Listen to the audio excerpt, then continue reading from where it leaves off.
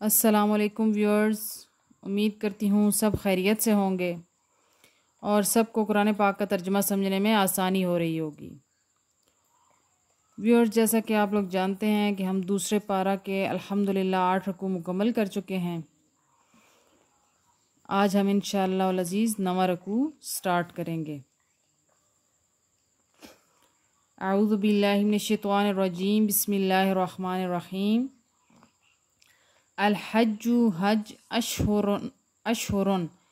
چند مہینے، معلومات معلوم کے حج کے چند مہینے، فما پس جو فارادہ نیت کر لے، فی ہننا ان میں، الحج حج کی، فلا رفثا تو نہیں بے حیائی کی بات، ولا فسوق اور نہ نافرمانی کرے، نہ بے حیائی کی بات کرے، ولا اور نہ جدالا جھگڑا کرے، فی الحج حج میں،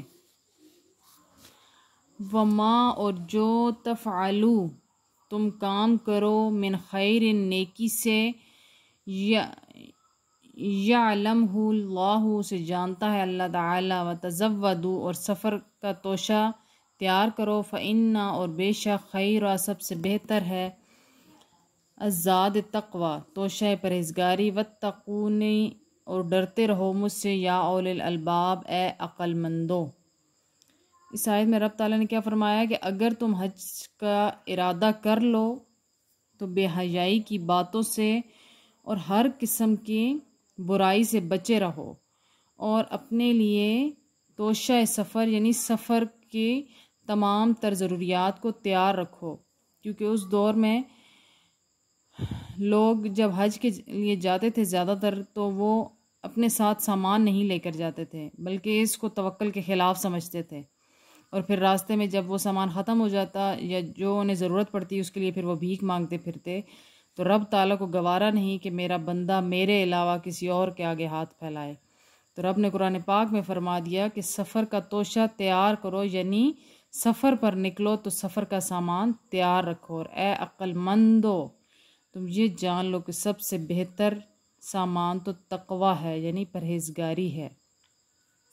لیسا نہیں ہے، علیکم تم پر، جناح کوئی حرج، ان کے تب تغو تم تلاش کرو، فضلاً فضل، رزق من ربکم اپنے رب سے، فاذا پھر جب افدتم تم واپس آؤ، من عرفات عرفات سے، فاذکروا اللہ تو ذکر کرو اللہ تعالیٰ کا، عند المعشر الحرام معشر حرام کے پاس، واذکروا اور ذکر کرو اس کا، کما جیسے، ہداکم اس نے تمہیں سکھایا ہے، وَإِنْ اگرچہ تم تھے، من قبل ہی اس سے پہلے، لَمِنَ الضَّالِّينَ گمراہوں میں سے تھے۔ تو رب تعالیٰ فرماتا ہے کہ تم میں کوئی حرج نہیں ہے کہ اگر تم اپنی تجارت جاری رکھو۔ اس زمانے میں لوگ کہتے ہیں کہ تاجروں کا اور اس طرح کے لوگوں کا حج ہوتا ہی نہیں ہے۔ رب نے فرمایا کہ اس میں کوئی حرج نہیں، تم اپنا ذریعہ معاش جاری رکھو، لیکن اس چکر میں تم رب کو نہ بھول جانا، بلکہ اپنے رب کا ذکر کرو، اپنے رب کو یاد کرو جیسا کہ رب نے تمہیں سکھایا ہے، اس کے سکھانے سے پہلے تو تم گمراہی میں تھے۔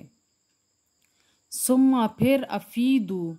تم بھی واپس آؤ، من حیث جہاں سے، افاد الناس واپس آتے ہیں لوگ، واستغفروا اور معافی مانگو، اللہ تعالیٰ سے، ان اللہ بے شک اللہ تعالیٰ، غفور الرحیم بخشنے والا اور نہایت رحم کرنے والا ہے۔ فَإِذَا پھر جب، قَضَيْتُمْ تم پورے کر چکو، مناسککم اپنے حج کے ارکان، فاذکروا تو یاد کرو، فاذکروا اللہ تو یاد کرو اللہ تعالیٰ کو، کذکرکم جس طرح کہ ذکر کرتے ہو، آباءکم اپنے باپ دادا کا، او بلکہ اشدہ اس سے بھی زیادہ، ذکرن ذکر الہی کرو، فمن الناس اور کچھ لوگ، من یقولو جو کہتے ہیں، ربنا اے ہمارے رب، آتنا دے دے ہمیں، فی الدنیا دنیا میں، وما اور نہیں، لہو اس کے لیے، فی الآخرتی آخرت میں، من خلاق کوئی حصہ۔ اس میں رب تعالیٰ نے کیا فرمایا ہے کہ میرا ذکر اس طرح کرو۔ اس زمانے میں، زمانہ جاہلیت میں، لوگ اپنے آباء و اجداد کا ذکر بہت شان و شوکت سے کرتے تھے، اور حج کے دوران بھی اتنا ذکر کرتے کہ رب کے ذکر کو بلا دیتے، تو رب نے فرمایا کہ رب کو یاد کرو جس طرح تم اپنے باپ دادا کو یاد کرتے ہو۔ اور آگے رب تعالیٰ کیا فرماتا ہے کہ وَمِنْهُمْ اور بعض لوگ من یقولو جو کہتے ہیں ربنا اے ہمارے رب آتنا عطا فرما ہمیں فی الدنیا دنیا میں حسنتاً بھلائی وفی الآخرتی اور آخرت میں حسنتاً بھلائی وقنا عذاب النار اور بچا لے ہمیں عذاب آگ کے عذاب سے۔ ایک دفعہ حضور صلی اللہ علیہ وسلم کا گزر ہوا تو راستے میں آپ صلی اللہ علیہ وسلم کو ایک شخص ملا، یعنی ایک صحابی ایک شخص ملا جو کہ بہت دبلا پتلا ہو چکا تھا۔ آپ صلی اللہ علیہ وسلم نے فرمایا کہ کیا تم نے رب سے کوئی دعا کی ہے؟ اس نے عرض کی جی ہاں یا رسول اللہ، میں نے رب سے دعا کی ہے کہ جو قیامت کے دن آپ نے مجھے، یا اللہ جو قیامت کے دن تو نے مجھے سزا دینی ہے وہ آج دنیا میں ہی دے دے جو عذاب دینا ہے۔ آپ صلی اللہ علیہ وسلم نے فرمایا کہ تم نے ایسی دعا کیوں کی؟ تم میں کہاں سکت ہے کہ رب کا عذاب برداشت کر سکو؟ اس طرح سے کہو نا جو رب تعالیٰ نے قرآن پاک میں ارشاد فرمایا کہ اے ہمارے رب ہمیں دنیا میں بھی بھلائی عطا فرما اور آخرت میں بھی بھلائی عطا فرما اور ہمیں آگ کے عذاب سے بچا لے۔ تو ہمیں بھی رب تعالیٰ سے اسی طرح دعا کرنی چاہیے کہ اے رب ہمیں آگ کے عذاب سے بچا لے، ہماری حفاظت فرما، ہمیں دنیا و آخرت دونوں کی بھلائی عطا فرما، ہمیں دنیا و آخرت میں عزت و بھلائی عطا فرما، ہمیں ایمان کی حالت میں موت عطا فرمانا، یا الہی ہمیں پاکیزگی اور ایمان پہ موت عطا فرمانا۔ رب تعالیٰ سے دعا ہے کہ رب تعالیٰ ہمیں صحیح معنوں میں قرآن پاک کو سمجھنے کی اور اس پر عمل کرنے کی توفیق عطا فرمائے۔ چونکہ کچھ رکوع لمبے ہیں اس لیے ہم ان کو دو حصوں میں کر کے تقسیم کریں گے، دو حصوں میں مکمل کریں گے۔ آج کا رکوع ہم بس یہاں تک ہی رکھتے ہیں، اس کا نصف حصہ انشاءاللہ نیکسٹ ویڈیو میں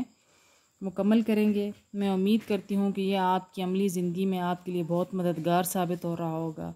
اللہ پاک ہم سب کو اس پر عمل کرنے کی توفیق عطا فرمائے۔ وآخر دعوانا الحمدللہ رب العالمین۔